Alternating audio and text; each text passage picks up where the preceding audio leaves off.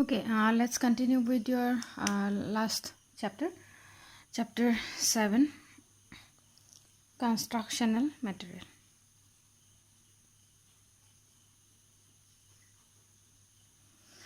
ইয়াতে যি মানে টপিক আছে ন ধৰা মানে আইৰণ ষ্টিল বা এনেকুৱা কিবা কিবি মানে মেটেলছৰ বিষয়ে ক'ব দিছে বা মেটেলছৰ বিষয়ে জানিব দিছে কনষ্ট্ৰাকশ্যন বেচিকেলি আমি কিবা যদি ইলেক্ট্ৰিকেল ইঞ্জিনিয়াৰিঙৰ ফিল্ডত যদি কিবা আমি বস্তু বনাব লাগে বা কিবা ইকুইপমেণ্ট বনাব লাগে বা এনি যদি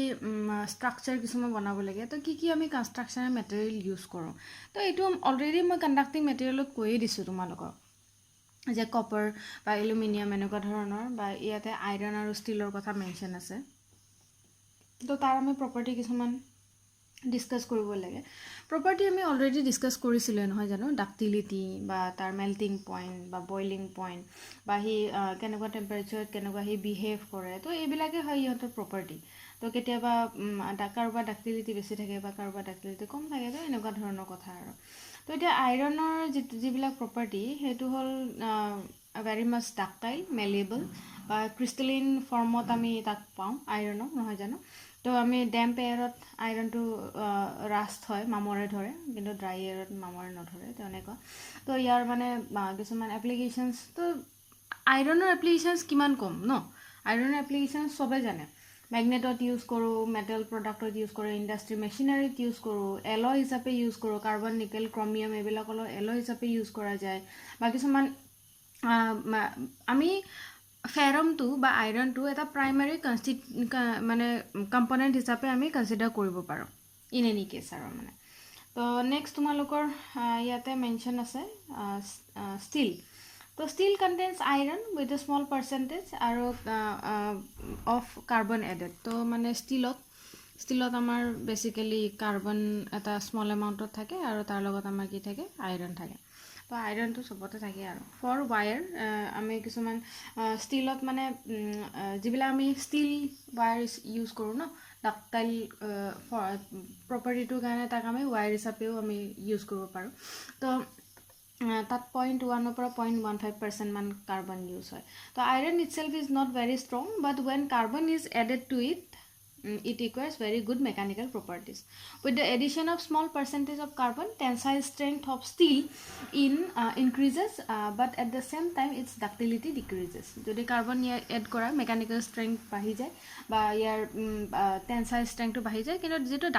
ductility jeto property na tumi extract koribo para horu strands kisuman he property to hi decrease hoy jay.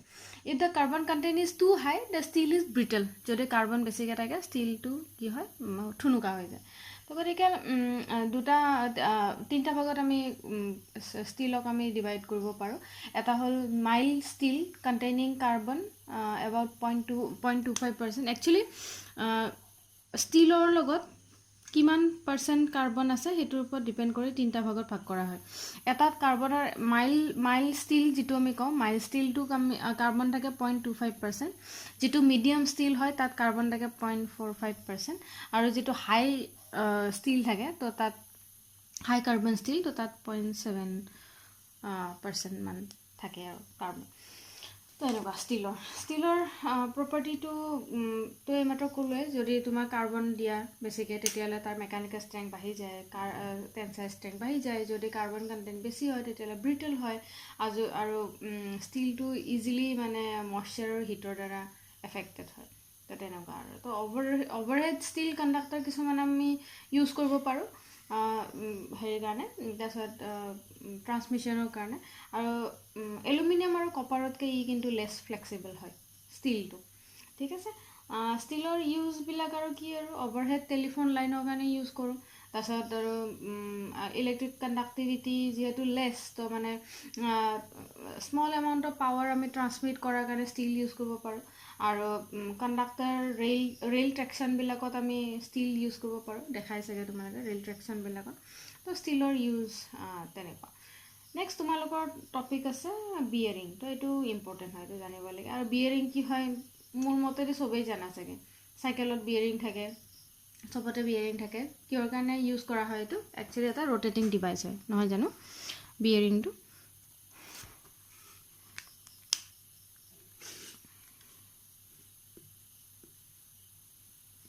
bearings. Rotating shafts যিবিলাক আছে আমাৰ motor বা generator আমি যিবিলাক shaft use কৰোঁ তো rotating shaft which are of larger length are to be supported by some suitable devices at many places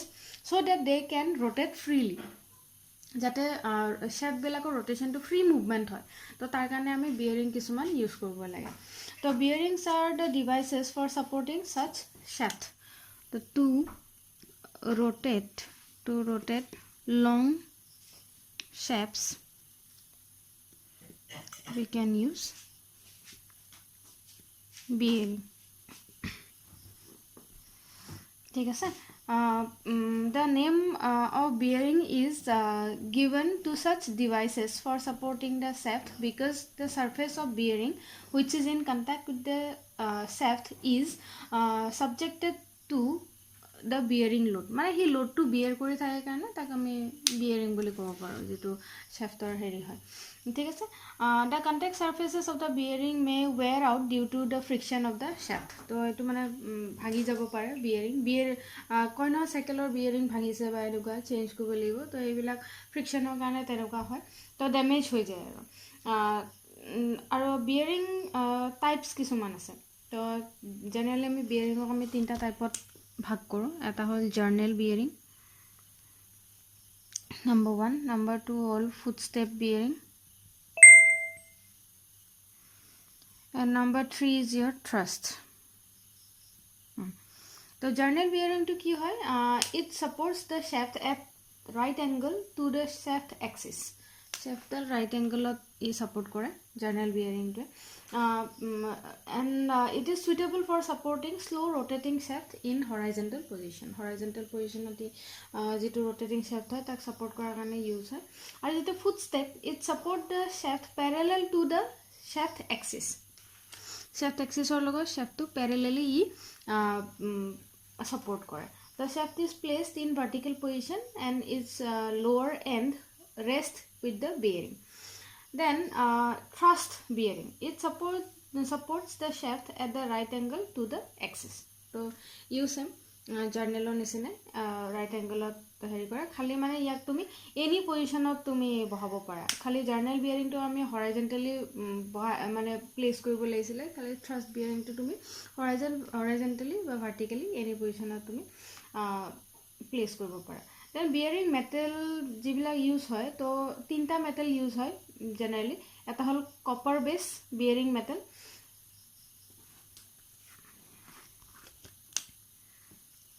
copper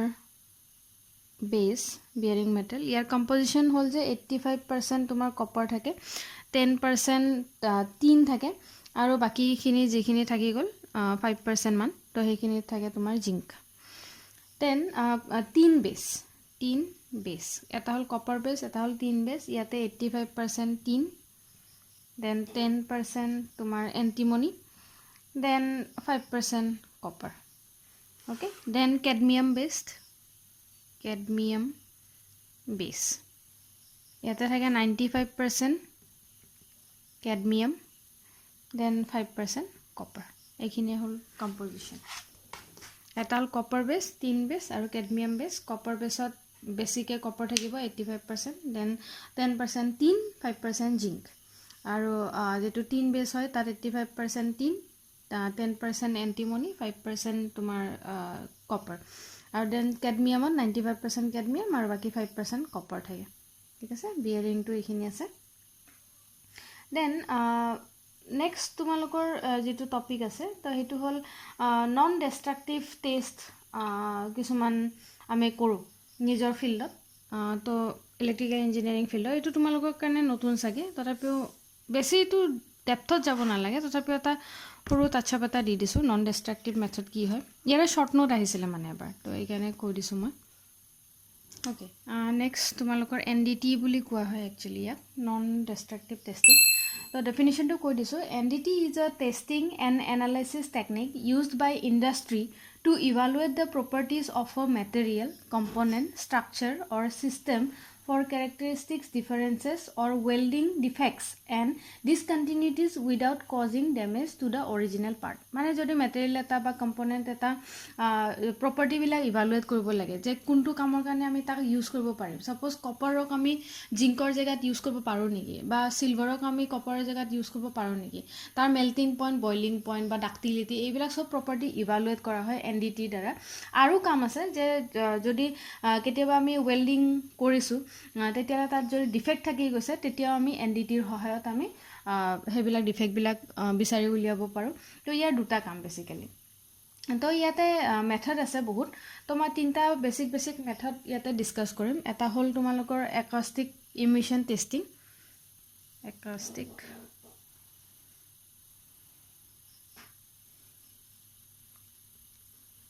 emission, then electromagnetic,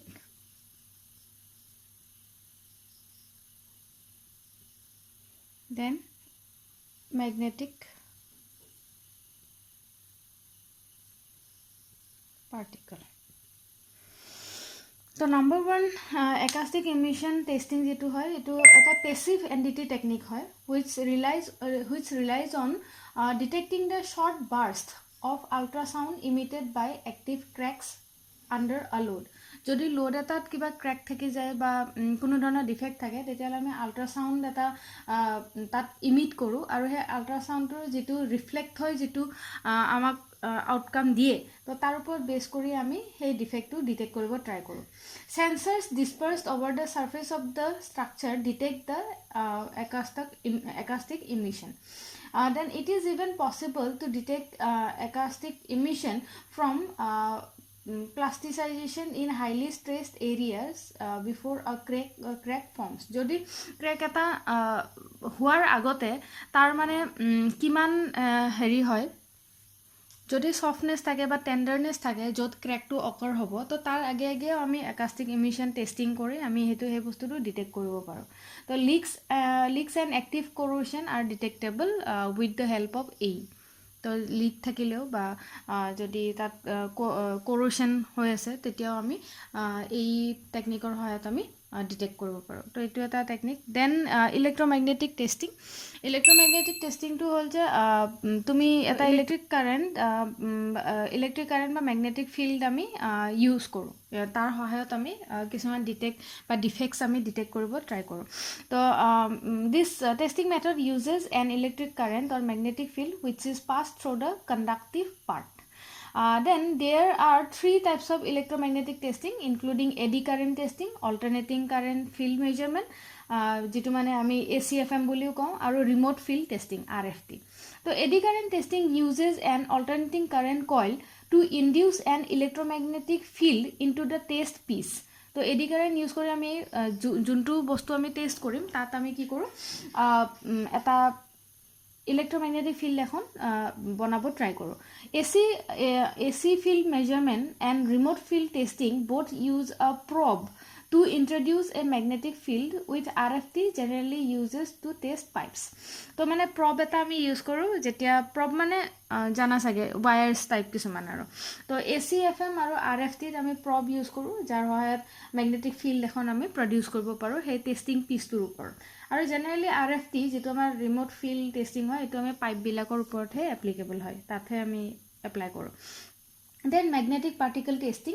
this NDT process uses magnetic field to find discontinuities at our near surface. আৰু এই যিটো technique এইটো অকল ferromagnetic মেটেৰিয়েলৰ কাৰণে use হয়। The magnetic field can be created with a permanent magnet or an electromagnet which requires a current to be applied. তো একেই কথা, আমি যেনেকৈ মেগনেটাইজেশ্যন কৰোঁ তো একেই কথা, মেগনেটিক ফিল্ড এখন ক্ৰিয়েট কৰিব লাগিব, তো তাৰ কাৰণে পাৰ্মানেণ্ট মেগনেট লাগিব বা ইলেক্ট্ৰমেগনেট লাগিব আৰু তাত আমি কাৰেণ্ট ফ্ল' কৰাই দিম, তো তেতিয়া এখন মেগনেটিক ফিল্ড প্ৰডিউচ হ'ব। The magnetic field will highlight any discontinuities as the magnetic flux line produce leakage. তো মেগনেটিক ফ্লাক্স লাইনৰ যিটো মানে ডিষ্টাৰবেঞ্চ হ'ব তাৰ সহায়ত আমি গম পাম যে কিবা লিকেজ আছে নেকি টেষ্ট পিচটোৰ ওপৰত আৰু wish can be seen by using magnetic particles that are drawn into the discontinued তো এইবিলাক চিম্পল মেথড হয় তো বুজিটো পাব লাগে এটা হ'ল তোমালোকৰ চাউণ্ড ৱেভ পঠাই আছে আল্ট্ৰাচাউণ্ড তো যিটো ৰিটাৰ্ণ ৰিফ্লেক্টেড যিটো চাউণ্ড তাৰ সহায়ত আমি চাব পাৰোঁ কিবা ডিফেক্ট আছে নেকি দেন যিটো ইলেক্ট্ৰমেগনেটিক টেষ্টিং হয় তো তাত আমি তিনিটা পাওঁ এটা হ'ল এডি কাৰেণ্ট এটা হ'ল ACFM আৰু এটা হ'ল RFT তো তাতেও একেই কথা এডি কাৰেণ্ট আমি প্ৰডিউচ কৰোঁ তো তাৰ এডি কাৰেণ্টৰ যিটো আউটপুটৰ যিটো ডিষ্টাৰবেঞ্চ তাৰ ওপৰত বেছ কৰি আমি চাব পাৰোঁ কিবা ডিফেক্ট আছে নেকি দেন মেগনেটিক পাৰ্টিকলটো একেই মেগনেটাইজেশ্যন কৰোঁ তো তাৰ যিটো ফ্লাক্স লাইন্স থাকে তো ফ্লাক্স লাইনৰ ওপৰত পেটাৰ্ণটো চাই আমি ক'ব পাৰোঁ যে কিবা আছে নেকি তাত এনি ডিষ্টাৰবেঞ্চ বা এনি কিবা কৰ'শ্যন বা এনেকুৱা টাইপৰ তো এইটো আমি প্ৰপাৰ্টিটো চাবলৈ ইউজ কৰিব পাৰোঁ কিবা এটা মেটেৰিয়েলৰ দেন ইয়াৰ এডভান্টেজ কি হয় the pieces that are being tested are left undamaged by the process কোনো ধৰণৰ ক্ষতি নহয় যিটো তুমি পিচ তুমি টেষ্ট কৰিব গৈ আছা আৰু it is very safe also' then NDT is very accurate ই কেতিয়াও মানে তোমালোকক ভুল ডেটা এটা নিদিয়ে তো ভেৰি মাছ একুৰেট আৰু ইকনমিকেল হয় তো এইবিলাক আমি এৰ'স্পেচ অট'মটিভ ইণ্ডাষ্ট্ৰী অট'মোবাইল বা পাৱাৰ মেৰিন অইল গেছ এইবিলাক ইণ্ডাষ্ট্ৰীত আমি জেনেৰেলি ইউজ কৰোঁ তো ইমানখিনিয়ে হয় তোমালোকে NDT এটা মানে ব্ৰিফ ডেছক্ৰিপশ্যন এটা দিছোঁ মই অবভিয়াছলি ইয়াৰ নোটছখিনি দি দিম ঠিক আছে তো ইয়াৰ লগতে তোমালোকৰ WMৰ কৰ্চটো শেষ হ'ল তোমালোকে যিখিনি নোটছ বনালা মই কোৱাখিনি নোটছ যিখিনি বনালা এইখিনি ছাফিচিয়েণ্ট হয় ময়ো তোমালোকক নোটছখিনি প্ৰভাইড কৰি আছোঁ PDF-ত ঠিক আছে উইল কণ্টিনিউ উইথ মেজাৰমেণ্ট 1 এইটোতো ছাবজেক্ট এটা চেপ্টাৰ গৈছে তো গতিকে সেইটোৰ লগত কণ্টিনিউ কৰিম নেক্সট ভিডিঅ'টো অ'কে থেংক ইউ